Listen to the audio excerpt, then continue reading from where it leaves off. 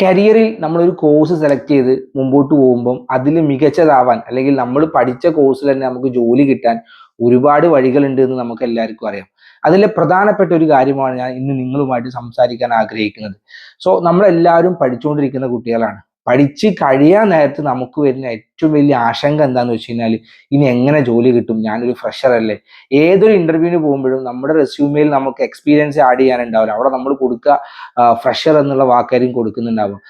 അതിനുള്ള ഏറ്റവും നല്ല വഴിയാണ് ഇന്റേൺഷിപ്പ് എന്ന് പറയും. നമ്മൾ ഇപ്പോഴും പ്രത്യേകിച്ച് വലിയൊരു ഇമ്പോർട്ടൻസ് ഒന്നും കൊടുക്കാത്തൊരു കാര്യമാണ് ഇന്റേൺഷിപ്പ്. പക്ഷെ നിങ്ങൾ നിർബന്ധമായിട്ട് ഇന്റേൺഷിപ്പുകൾ ചെയ്യണം. നിങ്ങൾ പഠിക്കുന്ന കോഴ്സ് BA ആണെങ്കിലും BCom ആണെങ്കിലും BSc ആണെങ്കിലും BTech ആണെങ്കിലും ITI ആണെങ്കിലും പോളി ആണെങ്കിലും അത് ഏതാണെങ്കിലും ആ സെക്ടറിൽ നിങ്ങൾ നിർബന്ധമായിട്ട് ഇന്റേൺഷിപ്പ് ചെയ്യണം. ഇന്റേൺഷിപ്പ് നമുക്ക് തരുന്ന ഏറ്റവും നല്ല റിസൾട്ട് എന്താണെന്ന് വെച്ച് കഴിഞ്ഞാൽ, നമ്മളും മാർക്കറ്റും തമ്മിലുള്ള ഒരു ഗ്യാപ്പിനെ അങ്ങ് ഫില്ലപ്പ് ചെയ്യാണ്. ഇപ്പൊ നമ്മൾ പലപ്പോഴും പറയാറുണ്ട്, നമ്മൾ പഠിക്കുന്ന സിലബസ് ഒക്കെ പഴയ സിലബസ് ആണ്, ഇപ്പൊ അത് ട്രെൻഡ് അല്ല എന്നൊക്കെ പറയും.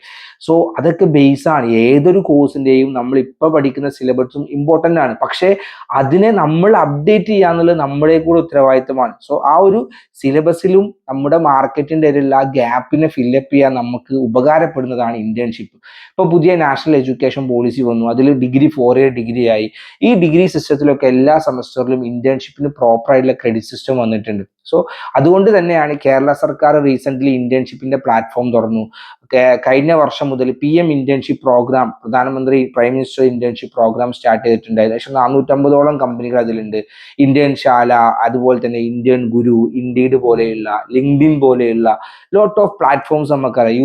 യൂത്തോപ്പ് പോലെയുള്ള ഇന്റർനാഷണൽ പ്ലാറ്റ്ഫോംസ് ഒക്കെ നമുക്ക് അറിയാവുന്നതാണ്.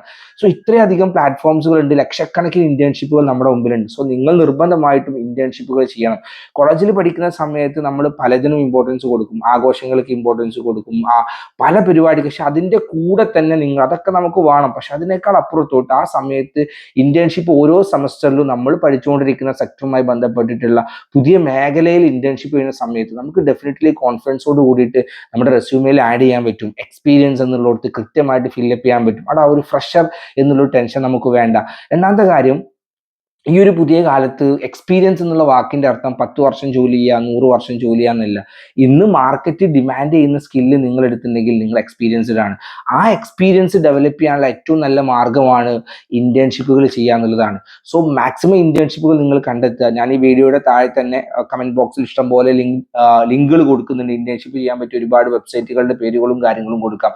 നിങ്ങളത് മാക്സിമം ഉപയോഗപ്പെടുത്തുക എന്നുള്ളതാണ്. ദെൻ 10ാം ക്ലാസ്സും +2 കഴിഞ്ഞ കുട്ടികളോട് എനിക്ക് പറയാനുള്ളത്, നിങ്ങളൊരു കരിയറിലോട്ട് പോകുന്ന കുട്ടികളാണ്.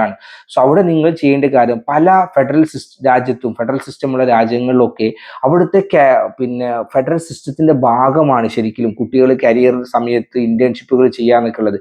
നിങ്ങൾ 10ാം ക്ലാസ് കഴിഞ്ഞിട്ട് ഒരു CA കാരനാവണം എന്നാണ് നിങ്ങളുടെ ഉള്ളിൽ ആഗ്രഹമെങ്കിൽ 10ാം ക്ലാസ് കഴിഞ്ഞ് വെക്കേഷൻ സമയത്ത് ഒരു 1 മന്ത് ഒരു CA കാരന്റെ കൂടെ ഇന്റേൺഷിപ്പിന് പോവുക. നമുക്ക് മനസ്സിലാവും അവിടെ നടക്കുന്ന പണി എന്താന്നുള്ളത്. അതിപ്പോ ഏത് കാര്യമാണെങ്കിലും നമ്മൾ അങ്ങനെ ഒരു സിസ്റ്റത്തിലൂടെ ഡെവലപ്പ് ചെയ്യുമ്പോൾ പ്രോപ്പറായിട്ട് നമുക്ക് നമ്മുടെ പാഷനെ കണക്ട് ചെയ്യാനും നമ്മുടെ കരിയറിൽ ഒരു ക്ലിയർ ഡയറക്ഷൻ കിട്ടും. മുമ്പോട്ട് പോകുമ്പോൾ നമുക്ക് കോൺഫിഡൻസോടുകൂടെ മുമ്പോട്ട് പോകാനും പറ്റും. പക്ഷെ പലപ്പോഴും നമ്മുടെ കുട്ടികളിലൊക്കെ കണ്ടുവരുന്നൊരു പ്രശ്നമാണ്, കോഴ്സ് പഠിച്ചു കഴിഞ്ഞിട്ടാണ് ആ കോഴ്സിലുള്ള ജോലിയെ പറ്റി നമ്മൾ ആലോചിക്കുക.